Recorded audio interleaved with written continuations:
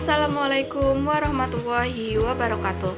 Halo semuanya, perkenalkan nama saya Syafinatus Salamah, nomor absen 32 dari kelas 10 E4. Di video kali ini saya akan mendeskripsikan novel Archipelagos. Novel Archipelagos ini ditulis oleh Sleepy Nicolo atau Andi Muhammad Akbar. Dia adalah penulis Wattpad yang mempunyai hobi membaca buku fantasi. Saat ini dia sedang menempuh pendidikan di jurusan Manajemen Universitas Negeri Makassar. Karya-karya yang pernah diterbitkan baik melalui platform Wattpad maupun diterbitkan dalam bentuk buku cetak antara lain yaitu Garis Halus di Bawah Hujan, Archipelagos seri 1-3 dan Engku Tarno. Novel ini bertemakan sihir, persahabatan, pertempuran, dan dunia fantasi. Gaya penulisannya menggunakan gaya penulisan deskriptif yang memudahkan pembaca membayangkan cerita. Dan juga menggunakan sudut pandang orang ketiga sebagai narator. Novel Archipelagos ini bercerita tentang 7 murid yang bersekolah di sebuah sekolah sihir yang terletak di Nusantara, di pulau tersembunyi di pusat segitiga masa libur. Sekolah sihir ini bernama Archipelagos yang didirikan sejak abad ke-6 sebelum Masehi. Keberadaan sekolah ini digambarkan terletak di pulau kecil yang tak kasat mata. 7 tokoh utama yang menjadi murid di Archipelagos adalah Nala, Bastian, Trio, Tantra, Ayu, Senja, dan Leksan.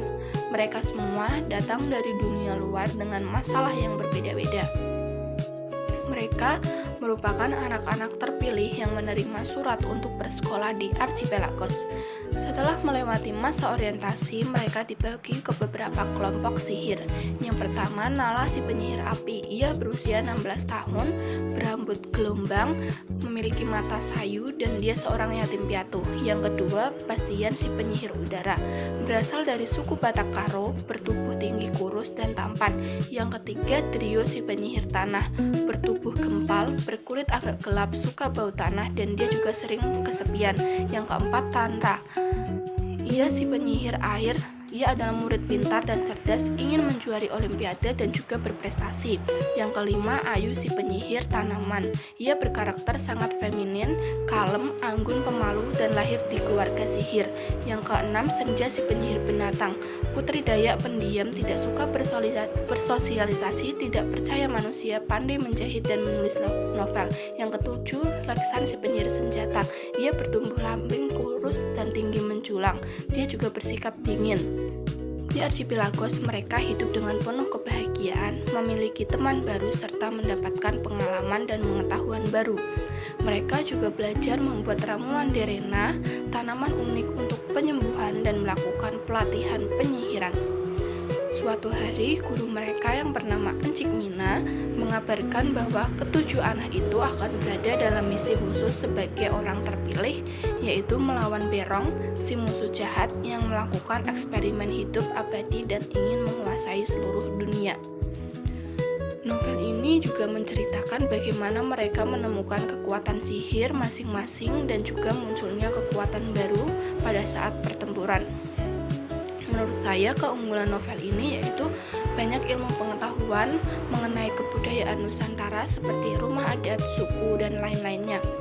Dan juga membuat cerita ini semakin seru karena mereka menjelajah dan berpetualang. Yang kedua, masalah yang dihadapi oleh karakter adalah masalah-masalah yang biasa kita temui di kehidupan sehari-hari sehingga mudah dipahami. Lalu penulis juga menjelaskan karakter dan petualangan mereka dengan baik. Menurut saya juga kekurangan novel ini yaitu cukup banyak typo pada penulisan yang mengganggu. Kadang ada beberapa penjelasan atau istilah yang susah untuk dipahami, dan ada beberapa penjelasan yang kurang detail seperti penjelasan masalah yang dialami beberapa karakter. Dan mungkin nantinya akan dijelaskan pada buku selanjutnya. Buku ini banyak membahas tokoh yang tidak terdapat dari 7 tokoh yang disebutkan di buku ini.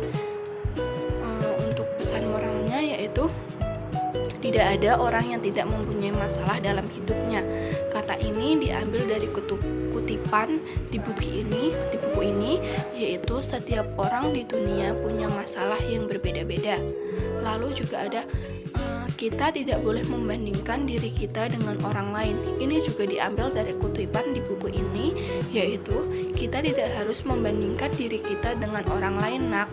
Kalau begitu hidup kita tidak akan pernah adil untuk semua orang. Sekian video dari saya. Wassalamualaikum warahmatullahi wabarakatuh.